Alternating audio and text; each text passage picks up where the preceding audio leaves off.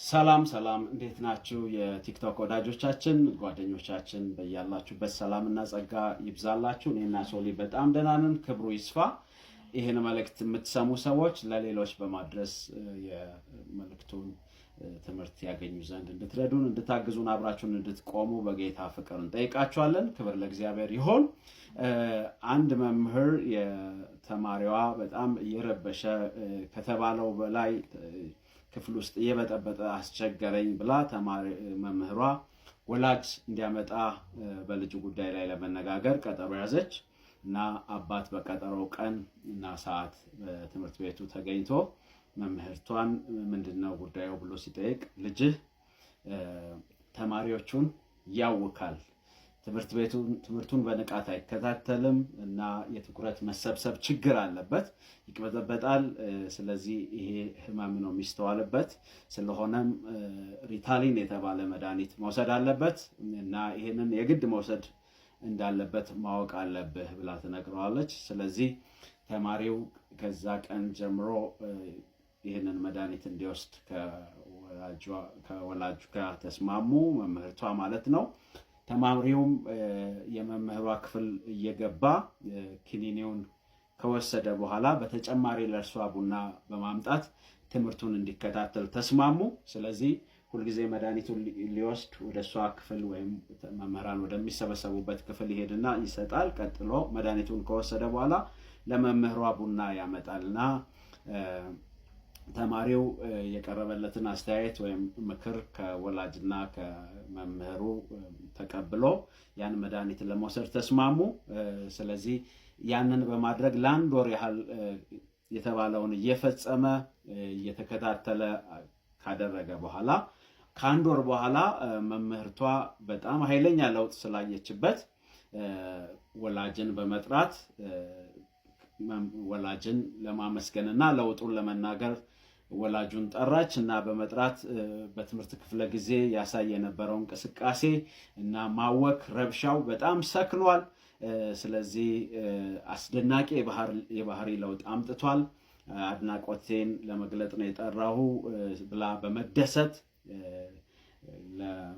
ለወላጁ ትነግራለች እና መምህሩም አባቱም ልጁን ዞር ብሎ በፈገግታ ከቀድሞ የተሻለ ሁኔታ ላይ እንዳለ ከመምህርቷ በመስማቱ እየተደሰተ በጣም ደስ ብሎት እስቲ ያሳለፍከው ለውጥ ሂደቱን የስኬትን ሚስጥር አጫውተኝ ብሎ ይጠይቀዋል እና ይህም ተማሪ ለአባቱ እንዲህ በማለት ይመልሳል። ያደርግ የነበረው ነገር መምህሯ ቡና ልጠጣ ስትል ቡና ውስጥ ይሄ የተባለውን መድኃኒት እየጨመረ እሱ ሳይውጥ መምህሯ እንድትውጥ ወይም ያንን መድኃኒት እንድትጠቀም አደረገ። ስለዚህ ለውጡ የመጣው መምህሯ ጋር ነው ማለት ነው። ችግሩ የነበረው ልጁ ጋር ሳይሆን አለመረጋጋቱ፣ መታወኩ የነበረው ችግሩ የነበረው መምህሯ ጋር ነበረ እና ይሄንን የተረዳው ተማሪ ከዛ ጊዜ በኋላ እኔ ብቻ ሳይሆን የክፍል ተማሪዎች በሙሉ ሰላም አግኝተዋል፣ ተረጋግተዋል። ለካ መምህሯ የዚህ የመረበሽ የመታወክ የመጨነቅ እና እንደዚህ አይነት ግራ የመጋባት ችግር ደርሶባት ነበር።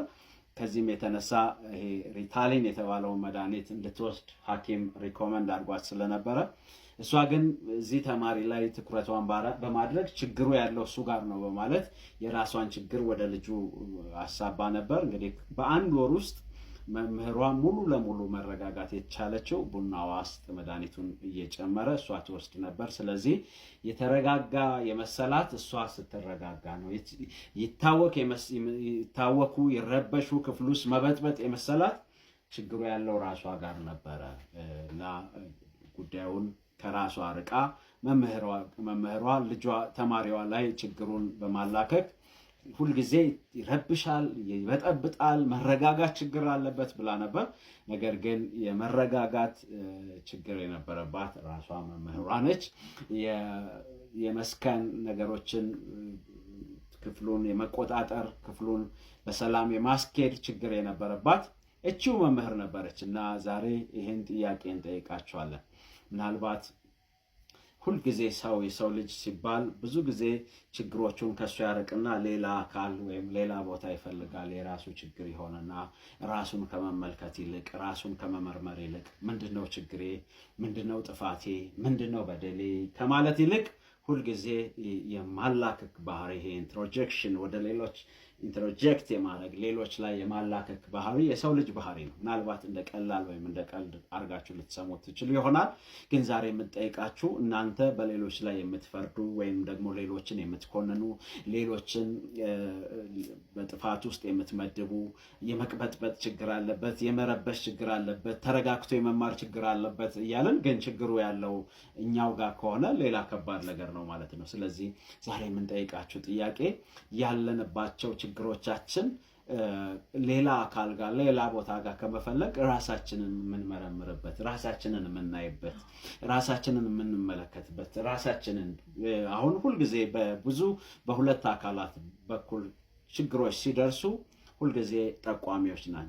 አንተ ነህ፣ አንቺ ነሽ የመባባል ችግር አለብን። ስለዚህ አንተ ነህ አንቺ ነሽ ብቻ ሳይሆን ደግሞ እንደ ማህበረሰብ፣ እንደ ጎረቤት፣ እንደ ስራ አጋር፣ እንደ አለቃ፣ እንደ የበታች ሰራተኞች፣ እንደ አስተባባሪ፣ እንደ መሪ፣ በብዙ አቅጣጫ ላይ ያሉትን ችግሮች እስቲ ራሳችንን ሰከን ብለን በማስተዋል በመመርመር ካለንበት ችግር የምንወጣበት መፍትሄ እንድንፈልግ ይሄንን ሐሳብ እናቀርባለን። ችግሩ የት ነው ያለው የሚለውን ነገር ለማስወገድ ሙሉ ለሙሉ ነፃ ለማድረግ ወገኖቼ ሆይ ልክ እንደዚች መምህርት ልጁ ጋር ነው ብላ ከመጠቆም ይልቅ ራሷ ጋር ችግሩን ብትፈልግ ኖሮ መፍትሄው በጣም ቀላል ነበር። ስለዚህ ሌላ አካል ሳናሳትፍ፣ ሌላ ሰው ሳናደክም፣ ሌላ ሰው ሳናስለፋ ሁሉም ሰው ማለት ይህን መልእክት የሚሰማ ሰው ሁሉ እንደገና ደግሞ ብዙ ሰዎች እንዲሰሙም ደግሞ እንድታደርሱልን እንጠይቃለን። እስቲ ራሳችንን እንመርምር፣ ራሳችንን እንፈትሽ፣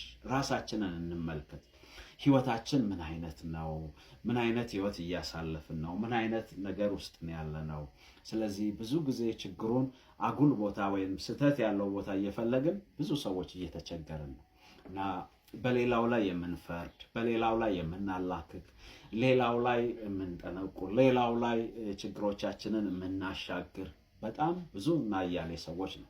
ችግሮቻችንን ሌላው ላይ ከመፈለግ ይልቅ ራሳችንን እንድንመለከት፣ ራሳችንን መመልከት፣ ራሳችንን ማየት፣ ራሳችንን መፈተሽ፣ መርምረኝ፣ ፈትሸኝ ብሎ በእግዚአብሔር ፊትም መቅረብ ይቻላል። ፈትሸኝ፣ መርምረኝ፣ ራስን እንደ ጻድቅ፣ እንደ መልካም፣ እንደ ጥሩ፣ እንደተሻለ፣ እንደሚበልጥ፣ እንደሚበቃ አድርጎ ከማየት ይልቅ ራስን የመመርመር ጊዜ እንዲሆን ይሄንን ምክር እናስተላልፋለን።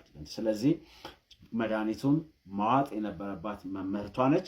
ነገር ግን እንዲውጥ የፈለገችው ተማሪው። ማዋጥ የነበረበት ሰው ሌላ ሰው እንዲውጥለት መፈለግ በራሱ ሌላ ችግር ነው። ስለዚህ ማዋጥ ያለበት አካል በትክክል እንዲውጥ፣ ማዋጥ ያለበት አካል መድኃኒቱን መጠቀም ያለበት አካል በትክክል እንዲጠቀም እንመክራለን። ስለዚህ ወገኖች ሆይ ችግሩን አጉል ቦታ ወይም የተሳሳተ ቦታ በማላከክ የሰው ልጅ በተፈጥሮ ራሱን እንደ መልካም፣ እንደ ንጹህ፣ እንደ ጥሩ፣ እንደተሻለ፣ እንደሚበልጥ አድርጎ ነው የሚመለከተው። ስለዚህ ሁልጊዜ ሌላው ሰው ለሱ ችግር አለበት፣ ሌላው ሰው ለሱ ፈተና ነው፣ ሌላው ሰው ለሱ የህይወት እክል ነው፣ ሌላው ሰው ለሱ እንቅፋት ነው፣ ሌላው ሰው ለሱ ጥያቄ ነው፣ ሌላው ሰው ለሱ ጉድጓድ ቆፋሪ ነው። ነገር ግን እሱን ራሱን ወይም ደግሞ ራሳችንን የምንመለከትበት መነጽር ትክክል ወይም ልክ የሆነ አይነት አስተሳሰብ ያለን ብዙ ሰዎች ነን። ስለዚህ ወገኖች ሆይ ጤናማ ማህበራዊ ግንኙነት፣ ጤናማ መንፈሳዊ ህብረት፣ ጤናማ የወዳጅ ህብረት፣ ጤናማ ትዳር፣ ጤናማ ቤተሰብ፣ ጤናማ ማህበረሰብ፣